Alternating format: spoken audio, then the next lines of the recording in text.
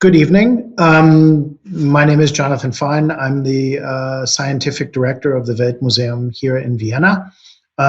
It is my distinct pleasure this evening to welcome Dr. Romm Lewkowicz this evening to this group, which is one of the events that we've planned in conjunction with the presentation from Afghanistan in the Corridor of Wonder here at the museum. The presentation aims to make present, to thematize the situation in Afghanistan in a way that goes beyond the pictures and the media reports that we see, which are often superficial and focused on the purely political and sensational events that are happening, and not really the effects from the point of view of people involved and what sort of consequences the events in Afghanistan have for Afghans in Afghanistan, as well as the Afghan community around the world. Dr. Lewkowicz received his PhD from the Graduate Center of the City University of New York, one of the finest institutions in the United States. He is a cultural anthropologist, a migrant rights activist, and a dramaturge. He received his PhD for work that he did with the topic of how undocumented people are treated as they seek asylum in the European Union, particularly the effects of regimes of biometric documentation. This is an important subject because the biometric documentation of migrants has been something that is not really front and center in the way that most Europeans have understood what's going on with migrants and asylum seekers. And what Dr. Lewkowicz in his work explores is the way in which European institutions have undertaken to use the bodies of migrants for experiments in biometric documentation that would be unthinkable or impossible for people residing in the European Union or citizens of European countries. This is something that is of direct interest to me because it is, I think, yet another example of governments since the year 2000 attempting to create enclaves beyond the reach of law, beyond the reach of the laws that they normally apply to citizens and so-called legal residents within their territories, and is a further erosion of the norms of legality and culture that we take to be constructive and constitutive of international legal regimes. One need only think of the arguments that the United States made in defending the exclave at Guantanamo to see some of the dangers that this kind of argumentation brings up and raises for people. But Dr. Lewkowicz has long been involved with these issues and is a passionate defender of the rights and interests of migrants. He has in his career also received many very prestigious grants. I will only name two of them at the moment. One is a social science research council grant from the United States government, and the other was a Max Planck Minerva fellowship for his doctoral research. It is a distinct pleasure this evening to welcome Dr. Lewkowicz to speak to us today. So, just a few of the ground rules. If you will, please leave your microphones and your cameras off. And please, if you have questions, feel free to write them into the chat. We've left plenty of time this evening for a Q&A after Dr. Lewkowicz's presentation. Okay, hi, good evening.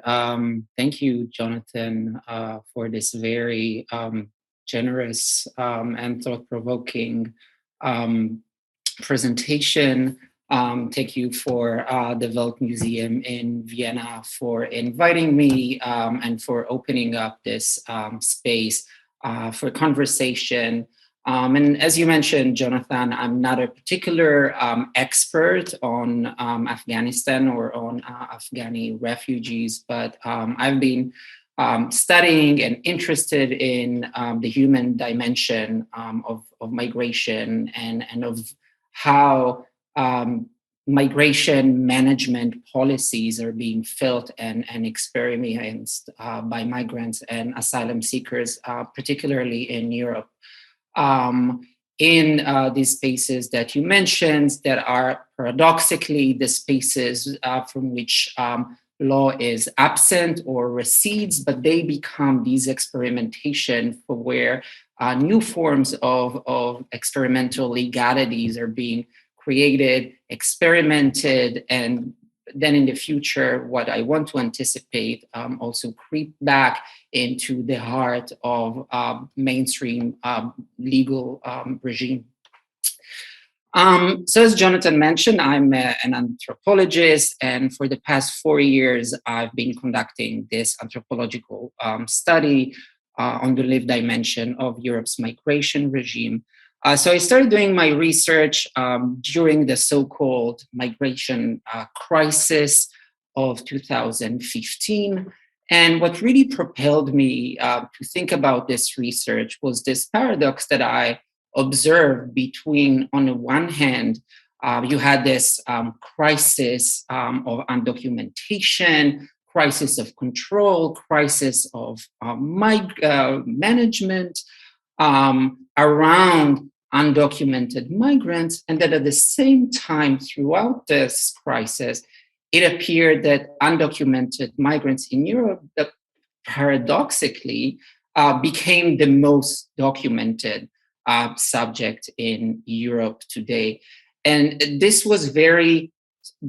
contrast or this paradox was very vividly visualized in these camps in Greece. I was doing my research in Chios, so it was one of these camps where you have this stark opposition between, on the one hand, these images that we've all been exposed to of horrifying, squalid, decrepit camps where asylum seekers were not having access to the most minimal living conditions, right? So on that one hand, you had these images, and at the same time, at these same camps, European authorities, European agencies, together with state officials,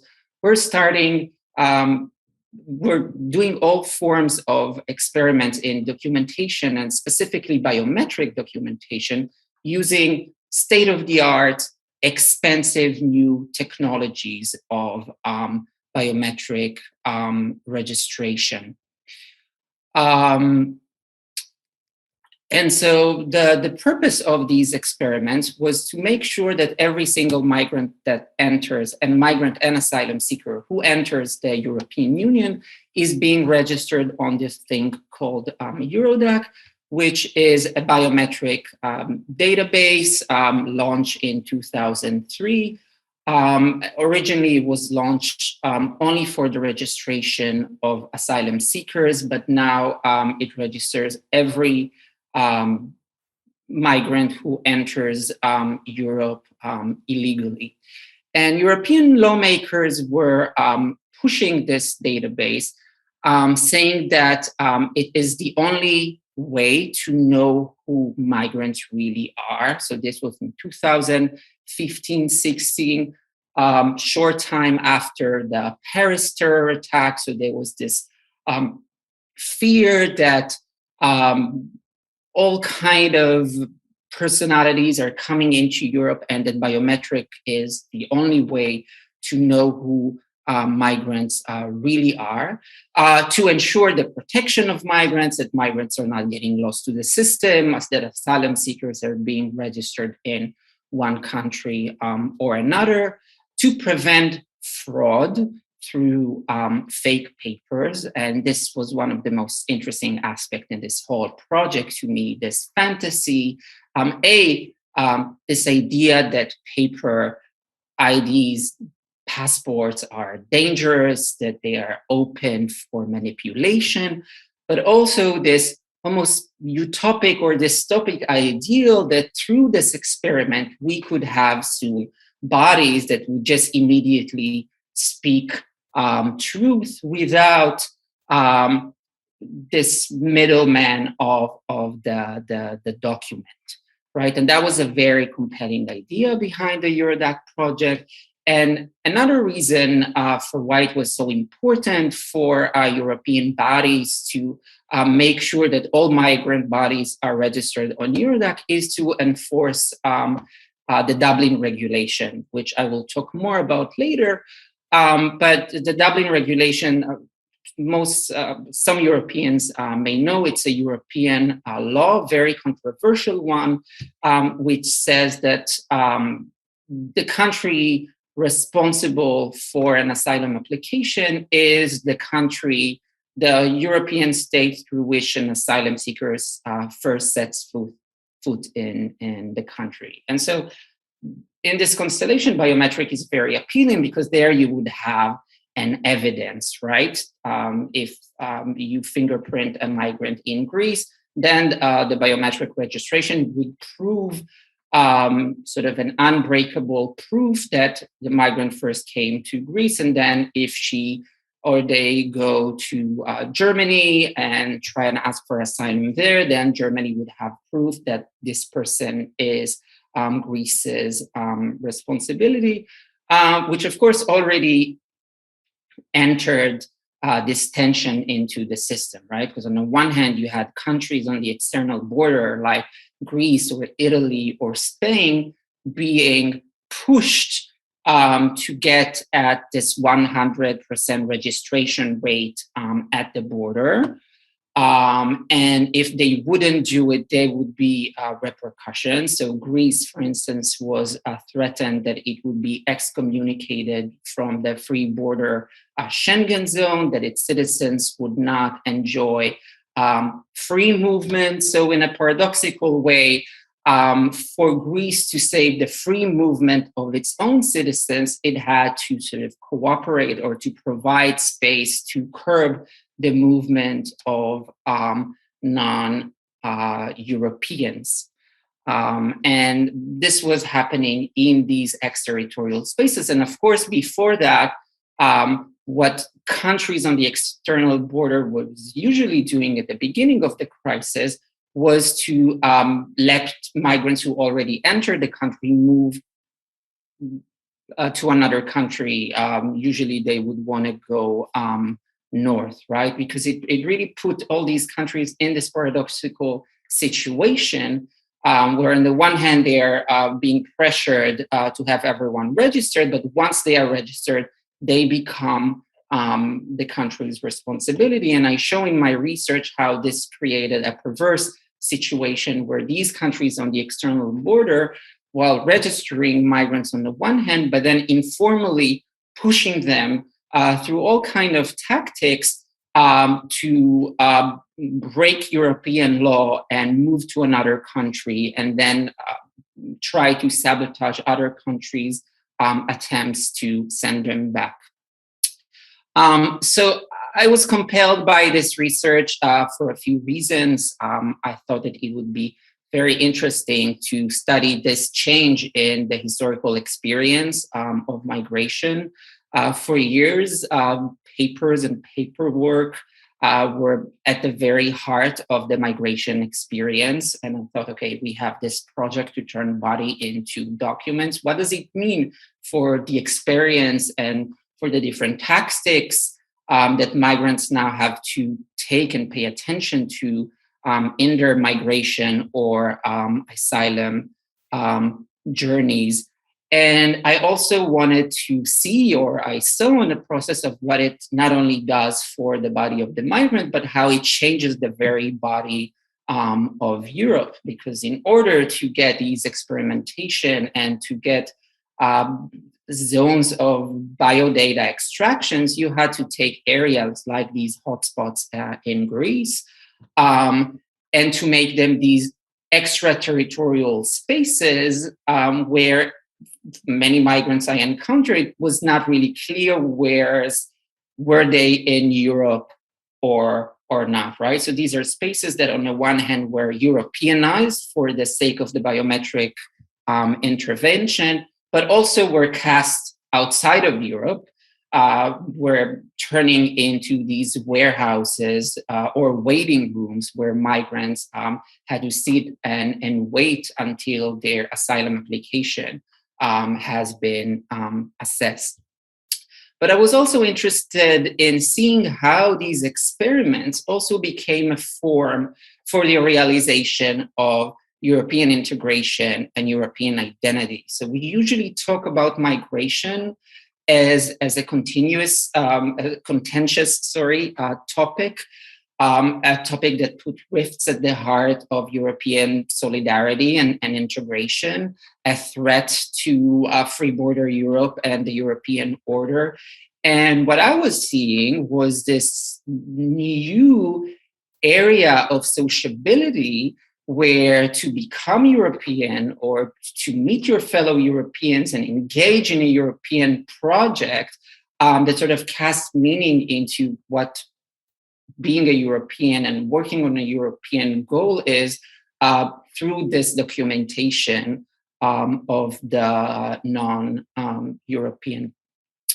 So I did my research for a few years. I did some historical research in Brussels, and then in Chios, which is one of the Aegean islands. I know that at the museum you had a very interesting exhibition about images from Moria, which is in the next door, island of Lesbos.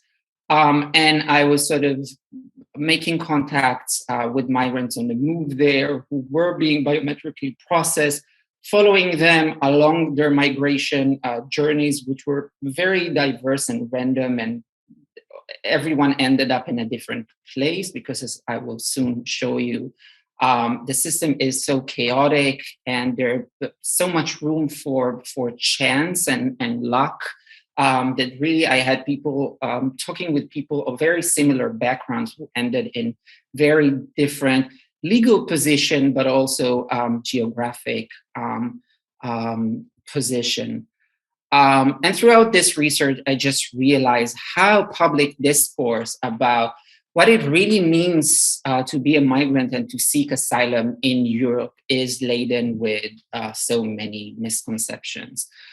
So I wanted to come today and to talk to you about my research, but I also felt that it's important that before I go into sort of the specifics of my research and what I found out, is also to put in context the fact that those migrants that I followed who became part of this registration experiment were the very lucky few who actually managed to go through this perilous, dangerous, criminally designed to be dangerous illegalized route into Europe. And many asylum seekers don't make it out alive.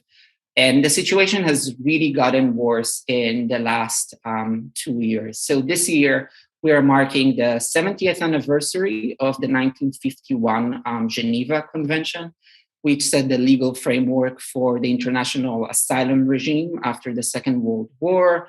And I know that in Austria, you were just last month marking the long night of flight. And we are also, as I said before, we are, I say, 6 years into the so-called migration crisis.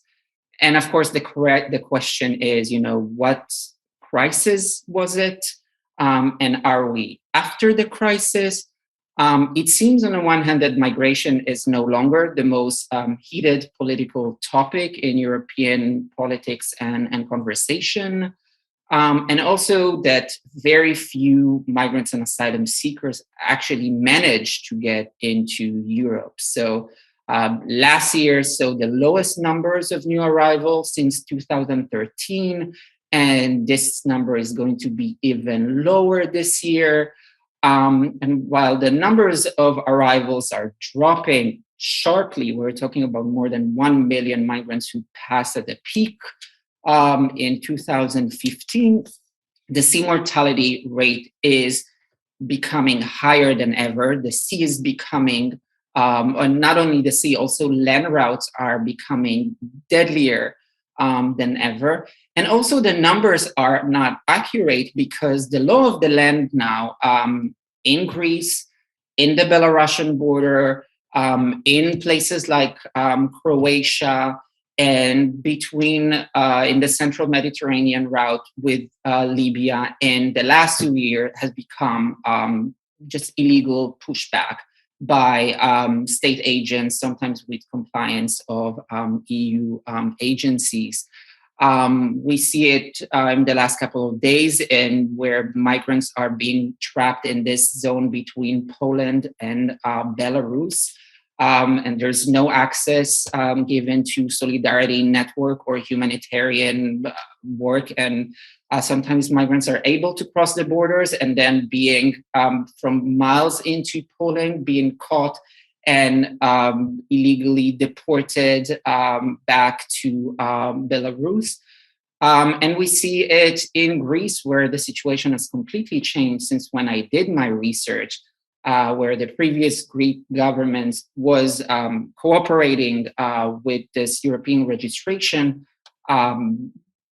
project. And now what we see is, although Greece denies it, but there are many evidence from many organizations and media reports that undercover Greek agents either stop migrants at sea and putting them at risk and sending them on inflatable life rafts back to Turkey, or undercover agents literally hijacking migrants who already made it into the islands in the middle of the night, putting them on inflatable rafts and just pushing them back into towards Turkey. And in the sea between Italy and Libya, the situation is also horrendous. What we have now for migrants who are being some form or another returned to Libya, they're being taken to camps that are literally torture camps run by militias. And this whole project became very profitable for them because what they do there is they take the failed migrants and they torture them, and they demand huge amount of money for their families for ransom. So this is the new law of the land, and in the last 2 years, it became increasingly difficult to get into Europe. But also, once you're into Europe, you're either in those exterritorial lands where it's not clear where you are and who is the sovereign, and even there, you might be taken back and deported by unidentified agents. And so the situation around biometric registration really changed. So when I started my research, I was coming with this idea of, this big brother, trying to, test these new documentation techniques on marginalized subjects. I imagined that people will try to resist it. I thought, that's going to be very interesting for us to study. But what we see right now is migrants actually fighting to be registered, fighting sometimes to even be biometrically registered, because in a situation where people's presence is being denied, where governments are playing like rogue agents and sending people in the middle of the night, this now becomes a new form of evidence that an asylum seeker have reached Europe in the first place.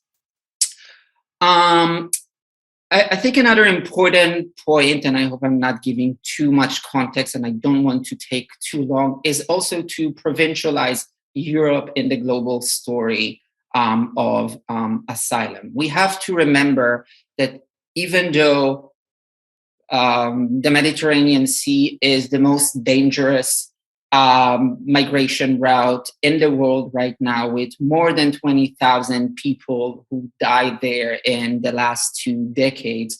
And while most media attention is in Europe and on the US border, we have to remember that more than 85% of the global refugee population is hosted in the global south, right? So most refugees most asylum seekers don't get into the global north. They normally either stay internally displaced or end up in one of the neighboring country.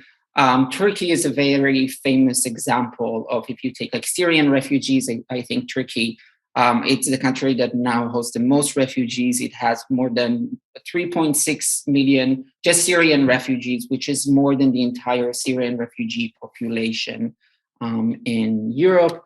And you see here data of the main country of origins of refugees, and you see that, and this is data from 2020, and it seems like the numbers from Afghanistan are also going to rise there in light of current events. Of course, the question of who is a refugee is a complex legal and historical question. There are different categories. A lot of the refugees are now being considered or given subsidiary protection or a humanitarian status, which is not convention protection, meaning that they don't get all the rights set by the convention and that their status can be terminated at some point when the state decides. And we also have to remember that in Europe, you have this very weird architecture where some aspects of migration management are managed on the European level, but there is no European asylum system. At the end of the day, it's a matter of state sovereignty, and there are vast discrepancy in recognition rate between member states, right? And it's very clear when you look at Afghan refugees, for instance, who can, in Bulgaria, for instance, enjoy only 1% recognition, and up to 98% in Switzerland. And you see these huge discrepancies with Turkish asylum seekers and Venezuelan, and so on and so forth. Now, how do refugees get to Europe? So we get all these reports and we get all these numbers, and we get all this moralization in the media of how refugees are either being taken advantage by bad actors or being, they don't go through the legal route. They only seek to enter unlawfully, and that in itself should be an evidence that there is no merit in their asylum application. So I want to remind you that there are, I guess, three main ways for refugees to get to Europe. One is resettlement. That's one of the only legal paths for refugees to get into Europe.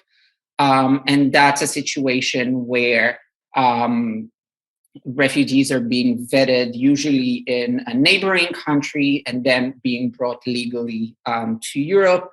Last year, there's something around 8,700 people being resettled, which is less than 4% of the number of approved applications that year. Another way is to get, if you're coming from a country where you're either coming with a visa or you don't need to have a visa in the first place, to arrive and to be able to lodge your country, because you can only apply for asylum once you are present in a European member state. So that maybe applies to, we see a rise in asylum seekers from Venezuela, Colombia, and there are small groups from Albania, Georgia, or Moldova. But for the big countries who are now in peril, for Syrians, for Afghans, for Iraqis, for Eritreans, people with war-torn countries who enjoy very high recognition rates, the only way to get into Europe is by risking their life and to come through these illegal routes.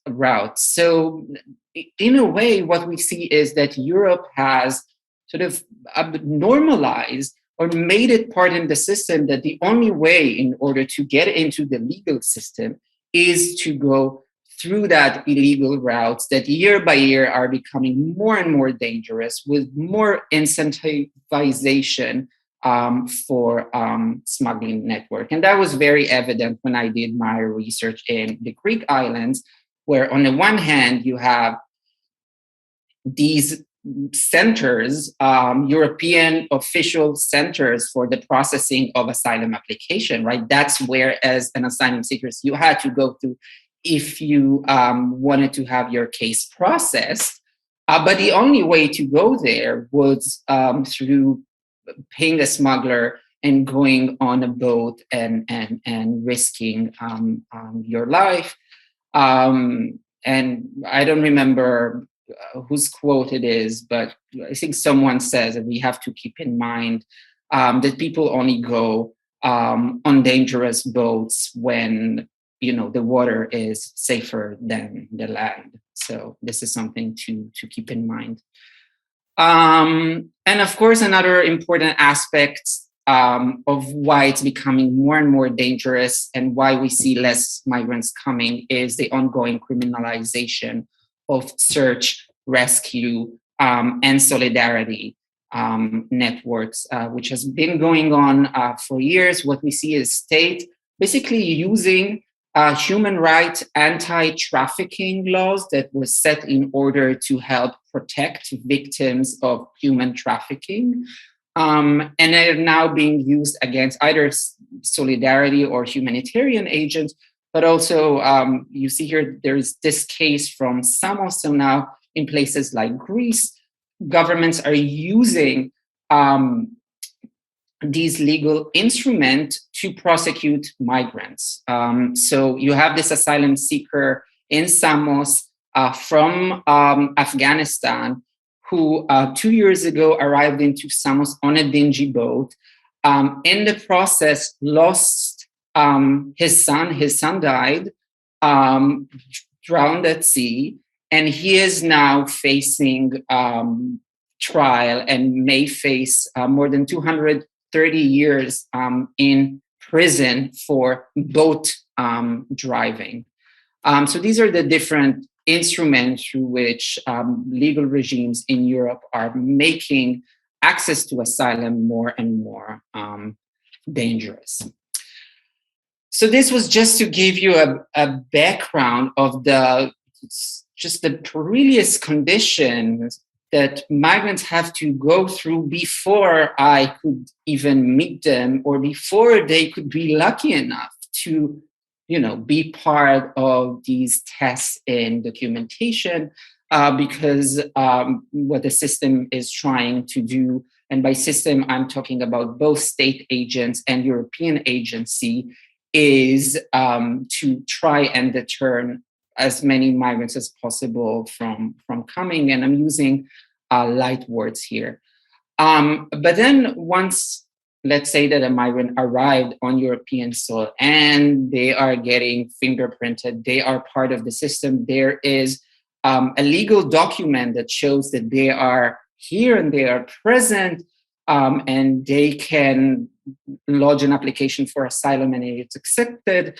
My research looks at how, it only gets very complicated and perverse from here. So one of the reasons is that the biometric registration is linked to Dublin, right? So people who come through Greece are now being biometrically tied to Greece. But then, of course, this makes, and since there is no solidarity and what EU discourse called burden sharing of refugees between different states,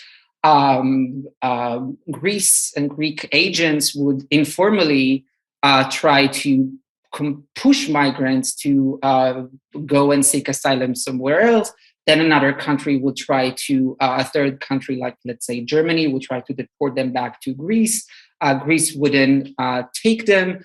And then they're just going to be trapped in this limbo. So I was looking at how, if you just look at the regulation and what this biometric registration is trying to do, you would think that this whole system is actually working, and it's not working as towards the end, it designed itself for, but it is working in creating all kind of perversities and limbos. And so it's also important to remember that through Dublin,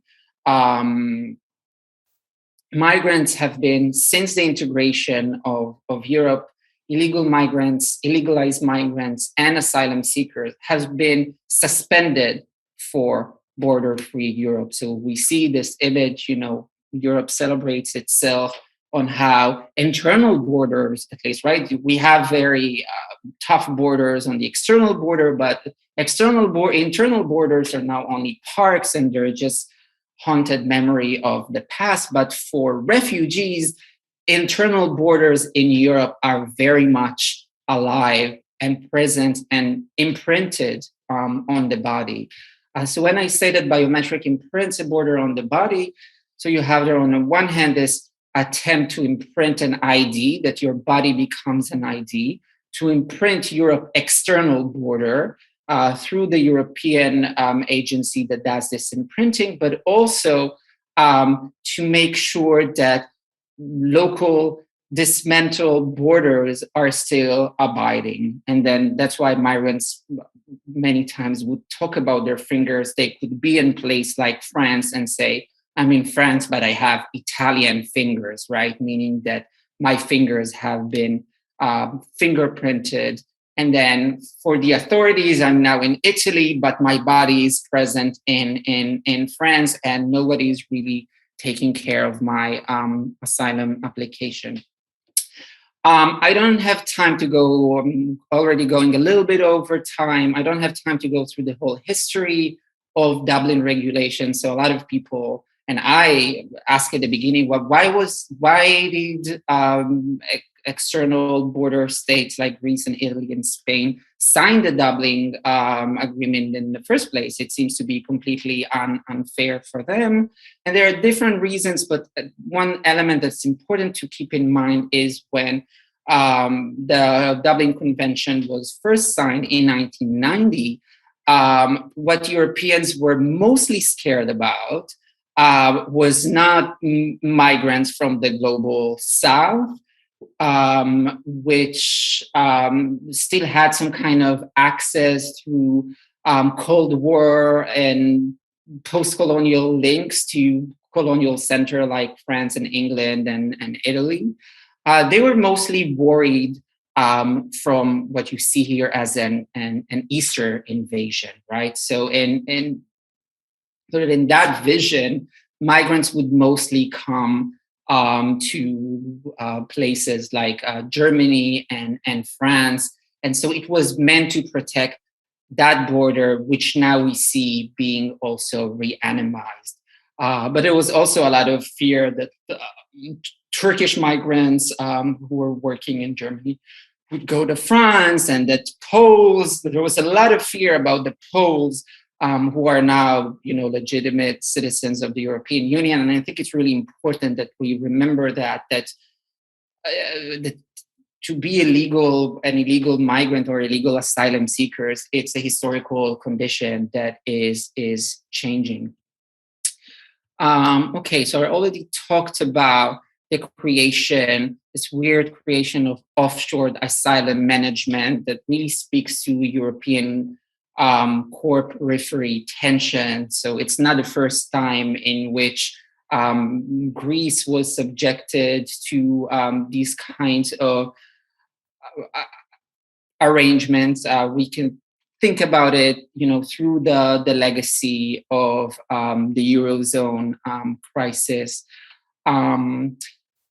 But then, in the last part of the lecture, I want to talk really about what this whole project is about for me, and to think about the human dimension of what you have to endure through going through that. So when I started my research, I thought that my whole research is going to be about migrants who cut their fingers, right? I thought that there was something very compelling about this image, right? If your body becomes a border, then if you cut it, maybe you cut the border. Like, it made this metaphor very real. And I also thought about project, this big, broader project of biometric registration, as something that you would try, obviously, to resist to. And most of the literature talks about migrant practices like that, right? So they take instances where migrants cut their fingers, sometimes they sew their lips together as a forms of resistance against documentation.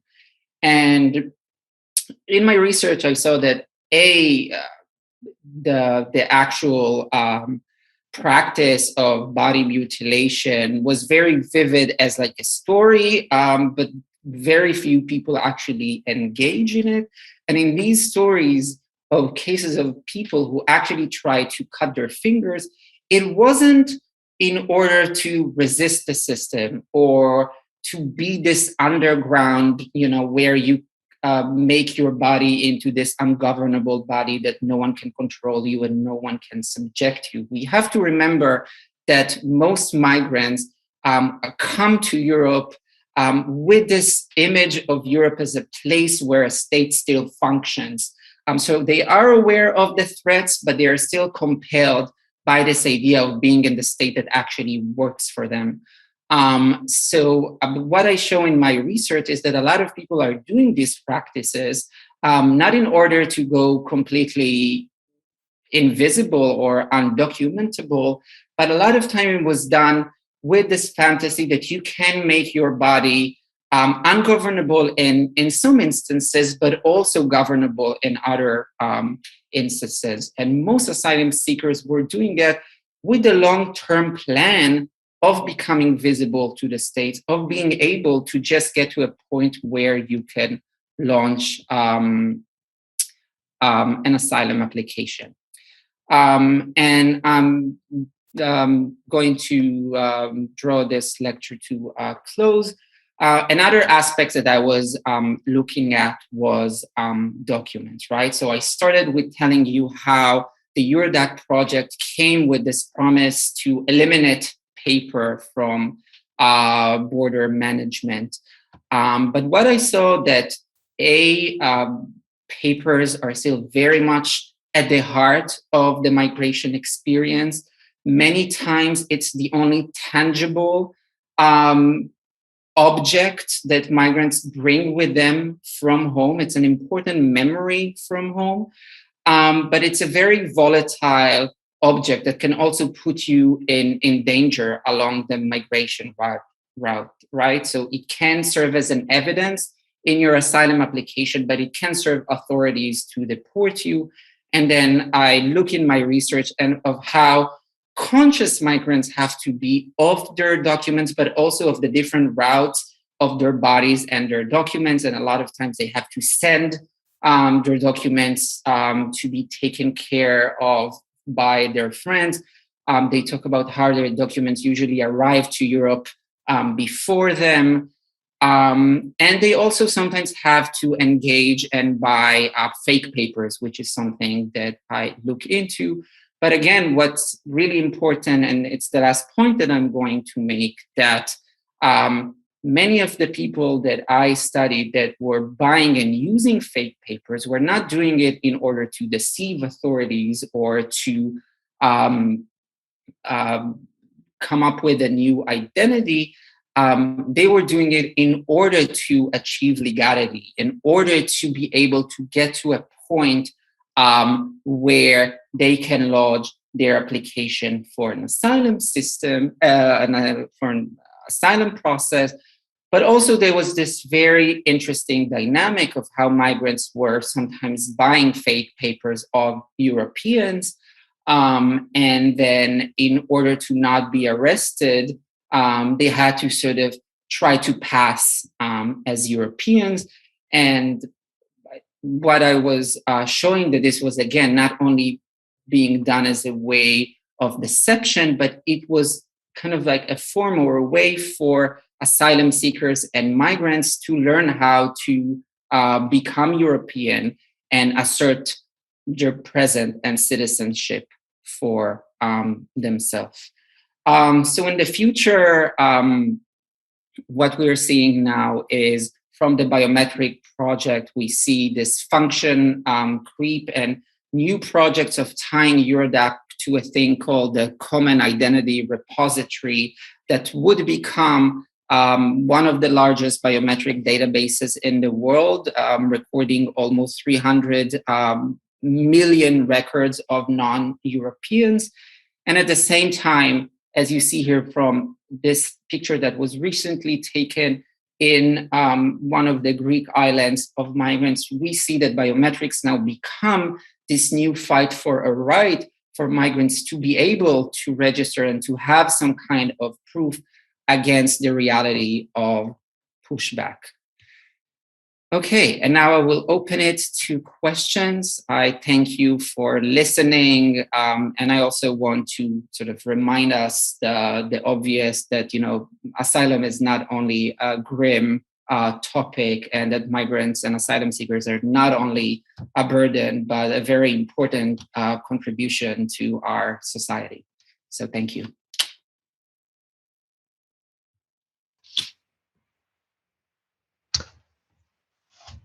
Thank you very much. I'd like to ask the first question, and that is, what do you see as the political mechanisms that are available to address the difficulties that migrants are now facing? Because by definition, migrants are not in countries where they have the easy ability to affect political processes and changes through the normal democratic process.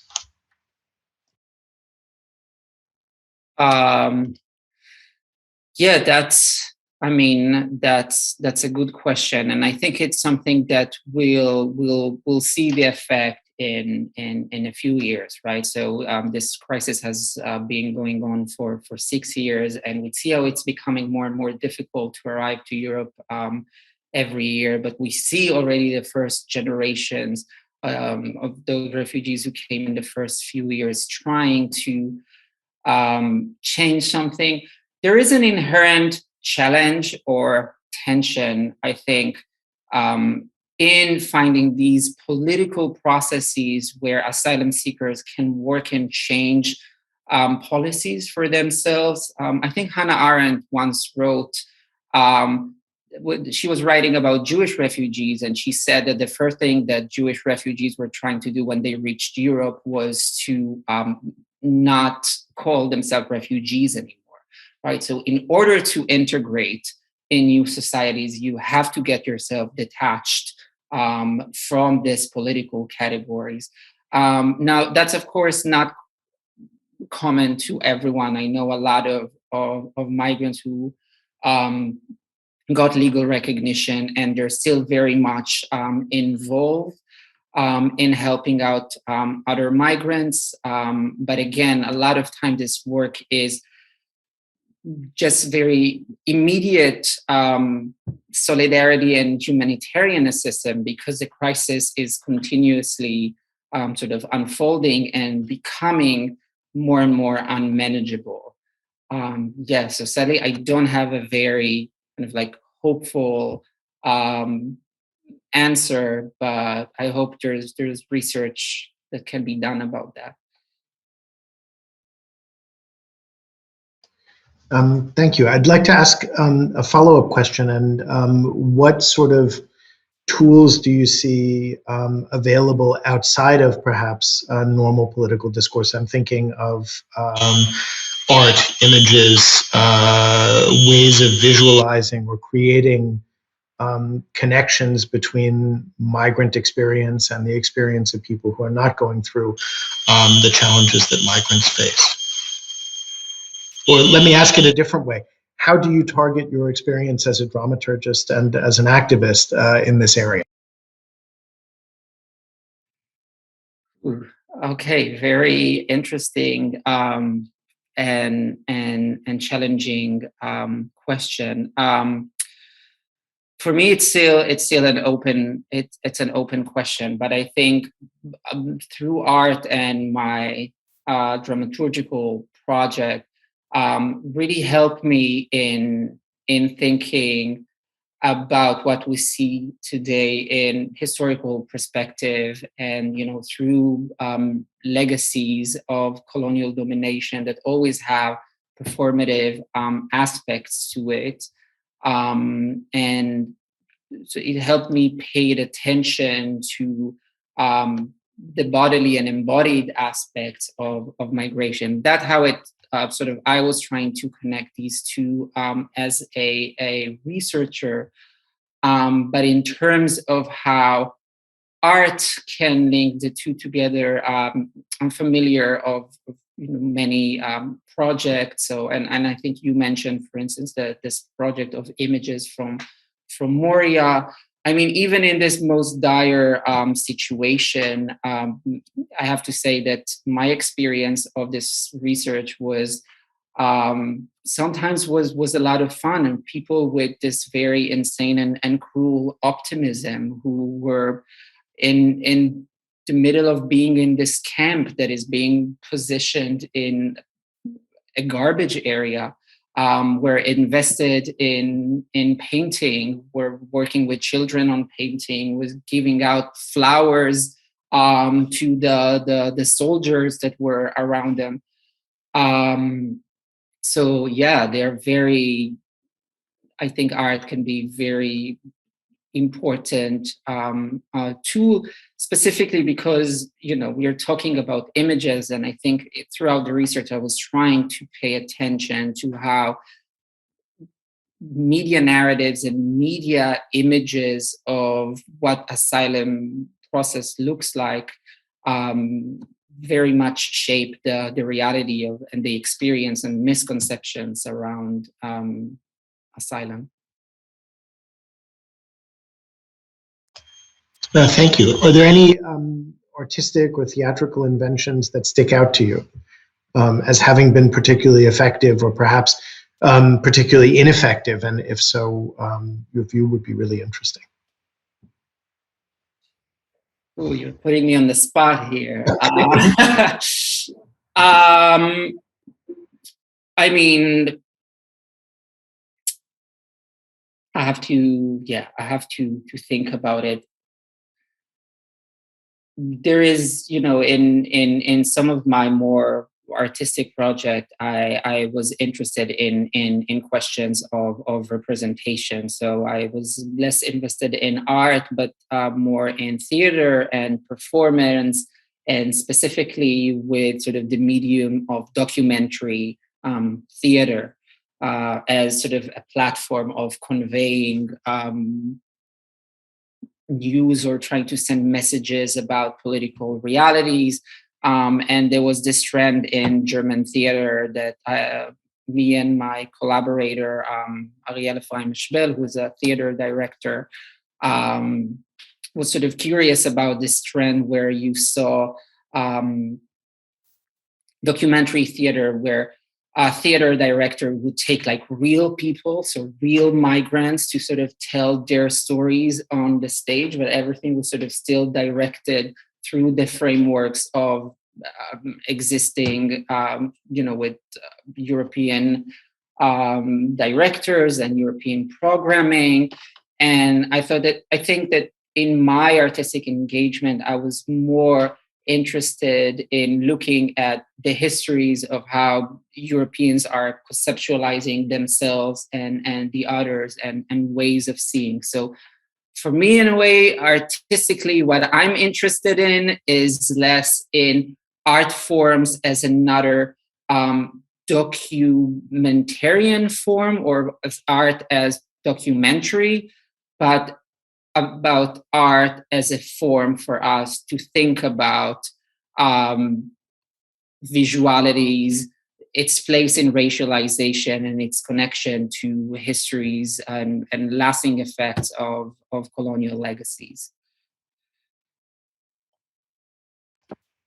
Thank you. We have a question that's come up, and that is, what do you see as the 2 or 3 most important mistakes or misunderstandings in the current European media coverage around people seeking asylum? What do you think is the media getting wrong? Yeah, thank you. That's a very important topic.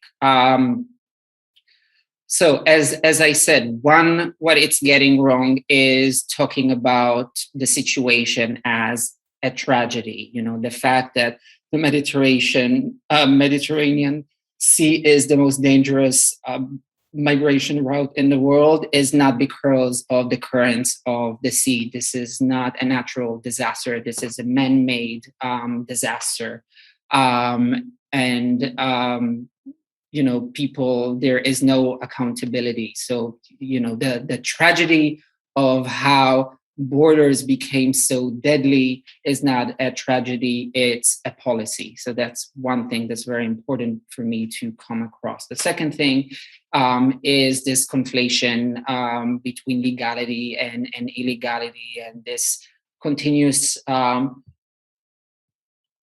moralization of migrants for turning to dodgy smugglers or for using fake papers as if they're scammers and trying to, you know, rig the system. They're not rigging the system. They actually know how the system really works much more than European policy scholars and journalists. They know how to get into the system, and the only way, because the system is to its core illegal and informal, and the only way to navigate it it's through these conditions set by the system.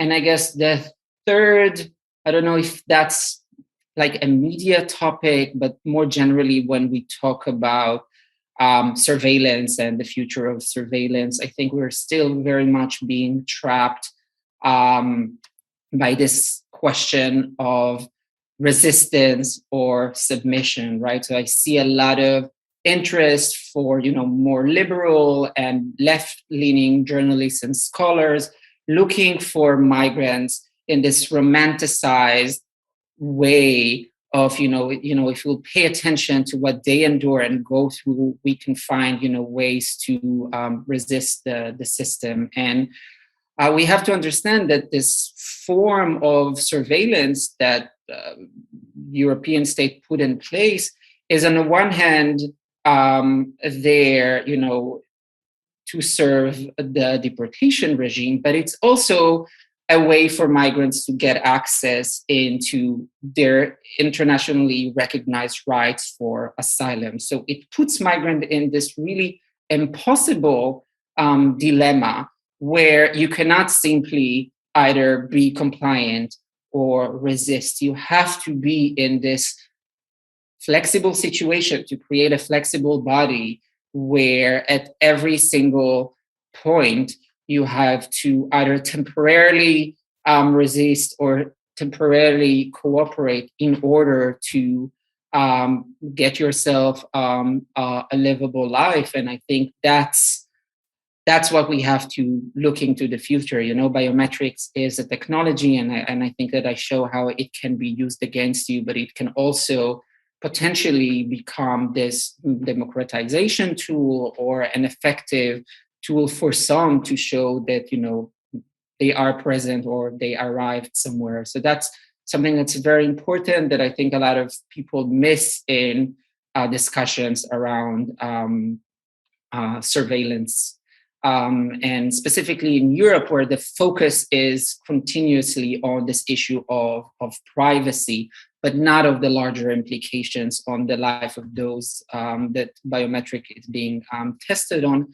And at least with the migrants and asylum seekers that I was working with, the question of privacy was never an important consideration. Yeah. I'd like to ask one last question, and it actually ties into your remark about privacy. To what extent does European privacy law make the plight of migrants more difficult? In other words, European, holds up privacy, the ability to say in a digital era, I want to disappear, or I want this not recorded as an individual good and as a public good. To what extent is this contributing to the plight of migrants?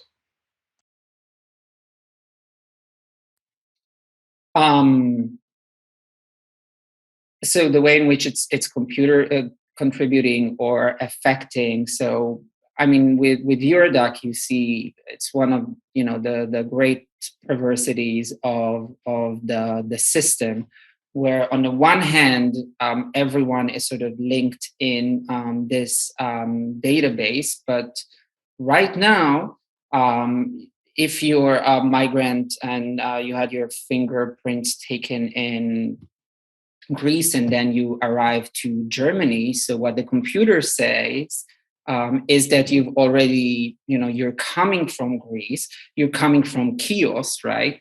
And this is now becomes your identity, because a lot of other information, for instance, like your name, it doesn't appear in the computer of this other member state. So all this biographical information is still being kept because of privacy regulations in the police department of the country through which you first set foot in. So you are being trapped in this thing where you are in this other country. This country doesn't recognize you or wouldn't start your asylum application because on the computer you are from Chios, but it doesn't have any other information on you. And so remember, I told you how this project initially was designed as a project to, reveal and tell us all the truth and information about a person. But at the end of the day, what they see is the truth becomes Chios. It becomes this hotspot. The experiment, the intervention, becomes the bureaucratic legal identity of this person. Now, am I saying that without these privacy regulation, I mean, if they really had all the information there, would it make it better? Probably not. But I want us to pay attention to the difference in, the surveillance, for instance, of the terrorists, where there is really an interest by the state to get information and create knowledge about the subject and the subject of the unwanted migrant, where you want information, you want to choreograph movement of their bodies, but you do not want to take responsibility and you don't want to essentially know. And a lot of the plight of migrants and asylum seekers in particular is to be known, to be able to tell their stories, to be able to be subjects in community. Thank you tremendously. If there are no other questions, I'd like to ask one final question, and that is, do you have any comments on the current developments that you see at the Polish-Belarusian border? I mean, I'm horrified. I mean, specifically Poland sort of touches a personal place for me. I mean, my grandparents are from there. They were born there and became refugees there. And the fact that this is now playing out sort of in the same areas is very disturbing to me. But I think it's an insane situation. I think that obviously Belarus is taking advantage of the situation, but we have to remember that regardless of the rift between European states and Belarus, we have migrants that are now literally being trapped in a no man's land in freezing temperature, slowly dying out, and nobody does anything. And I just hope that people pay more attention to it and make sure to not divert their attention to whatever political problems there are between Belarus and European state, and make sure that state authorities allow refugees to get humanitarian assistance and food, and also to fulfill their legal right under international law to request asylum and to get processed. Thank you. Someone actually asked, as just in the last second, an extremely interesting question, and that is, in your experience, how do local people in places where refugees are grouped together in camps respond to asylum seekers? What kind of reactions have you seen? Multiple reactions. But of course, when I was doing my research in Chios, I was volunteering in this organization that was run together by some Israelis and local Chios residents. And I saw, tremendous acts of solidarity and devotion, and also horrendous acts of indifference.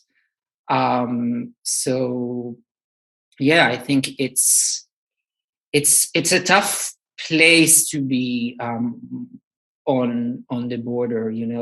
These people, whether in Greek islands or in small villages in Poland that are now keeping their light on. There is this movement there to turn to put a green light in the window as a way to sort of signal for refugees who are walking in the night, trying not to get inspected, to come in and get some food or temporary shelter. There are endless stories about incredible acts of generosity and incredible acts of cruelty. Yeah.